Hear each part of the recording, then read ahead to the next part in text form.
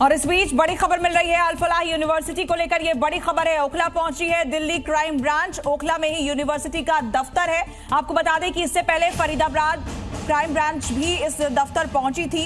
ये बड़ी जानकारी सामने आ रही है। कॉर्पोरेट ऑफिस जो है इस यूनिवर्सिटी का वो ओखला में है, जहां पर दिल्ली क्राइम ब्रांच की टीम इस वक्त पहुंची है। इससे पहले फरीदाबाद क्राइम ब्रांच भी यहां पर पहुंची थी। जो गिरफ्तार आतंकी हैं उनके तार इस यूनिवर्सिटी से जुड़े हुए हैं और जैसे जैसे जांच आगे बढ़ रही है वैसे वैसे कई बड़े खुलासे हुए हैं। 15 डॉक्टर्स इस यूनिवर्सिटी के अभी मिसिंग बताए जा रहे हैं। आतंकी उमर ने जिस कार को विस्फोटक से उड़ाया था उसे लेकर एक नया खुलासा हुआ है। जांच में पता चला है कि कार में 2 किलो से भी ज्यादा अमोनियम नाइट्रेट था। कार से फिदाइन हमला करने वाला डॉक्टर उमर बम बनाने में एक्सपर्ट था। जिस विस्फोटक से उसने I-20 कार को उड़ाया उसमें 2 किलो से भी ज्यादा अमोनियम नाइट्रेट का इस्तेमाल किया गया था।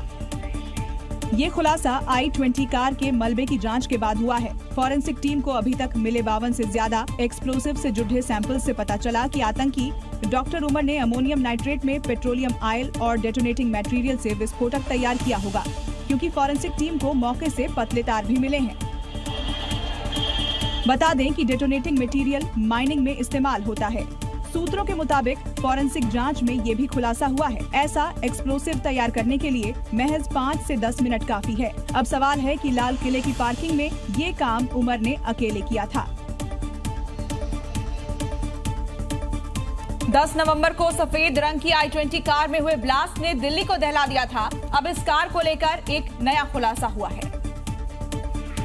जिस I-20 कार से आतंकी उमर ने दिल्ली को दहलाया था उस कार को उमर ने फरीदाबाद से खरीदा था। लाल किले के पास आतंकी हमले से कुछ दिन पहले ही सफेद रंग की इस कार को खरीदा गया था। अब इस कार को लेकर एक और खुलासा हुआ है।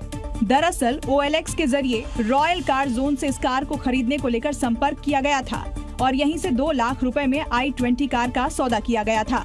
इस दौरान गाड़ी खरीदने को लेकर कैश पेमेंट किया गया था।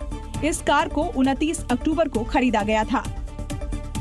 दिल्ली में 10 नवंबर देर शाम हुए धमाके के बाद से पुलिस और जांच एजेंसियां संदिग्ध लोगों की तलाश में जुटी हुई हैं और छापेमारी कर गिरफ्तार लोगों के संपर्क में आए लोगों की पूछताछ में जुटी हुई है। इस बीच धमाके में इस्तेमाल की गई कार को लेकर अब नए खुलासे सामने आए हैं।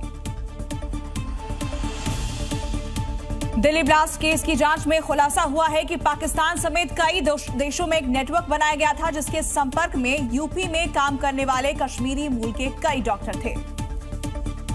दिल्ली ब्लास्ट फरीदाबाद आतंकी मॉड्यूल की एक बड़ी साजिश थी जिसमें कई डॉक्टर अब तक गिरफ्तार हो चुके हैं। आतंक के इस नेटवर्क हर साजिश और प्लान को जांच एजेंसियां डिकोड कर रही है और हर उस किरदार तक पहुंच रही है जो साजिश के इस नेटवर्क की कड़ी है।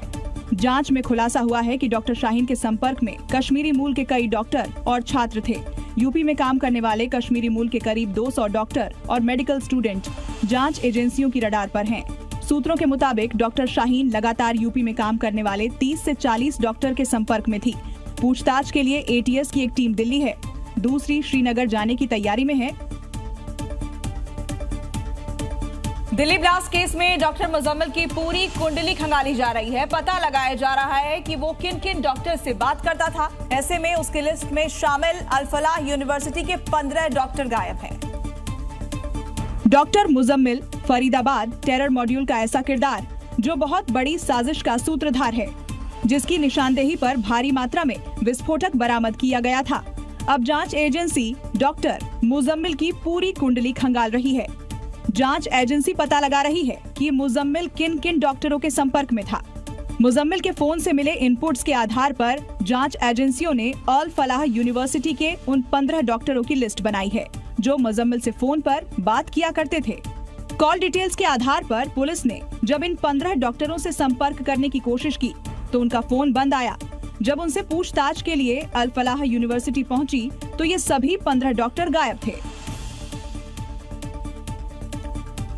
दिल्ली ब्लास्ट के बाद फरीदाबाद में पुलिस अलर्ट मोड पर है। फरीदाबाद की अलग अलग कॉलोनीज और गांव में तलाशी अभियान चला रही है। की अल फलाह यूनिवर्सिटी, जहां से आदिल उमर मुजम्मिल जैसे डॉक्टरों ने डेथ स्क्रिप्ट लिखी, फरीदाबाद के इस आतंकी मॉड्यूल ने दिल्ली को दहलाया। दिल्ली ब्लास्ट के फरीदाबाद कनेक्शन के बाद अब फरीदाबाद का कोना कोना पुलिस की रडार पर है। फरीदाबाद की अलग अलग कॉलोनी और गांवों में पुलिस टीम तलाशी अभियान चला रही है। आज फरीदाबाद पुलिस ने गांधी कॉलोनी में तलाशी अभियान चलाया। भारी संख्या में पुलिस फोर्स ने चप्पा चप्पा छाना, लोगों से पूछताछ भी की, खासकर किराएदार पुलिस की रडार में रहे। वहीं पुलिस ने मकान मालिकों से अपील की है कि बिना सत्यापन कराए हुए किसी भी शख्स को कमरा किराए पर न दे।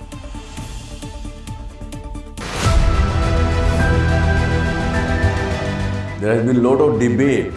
What is the true meaning of Dhamma or Dharma?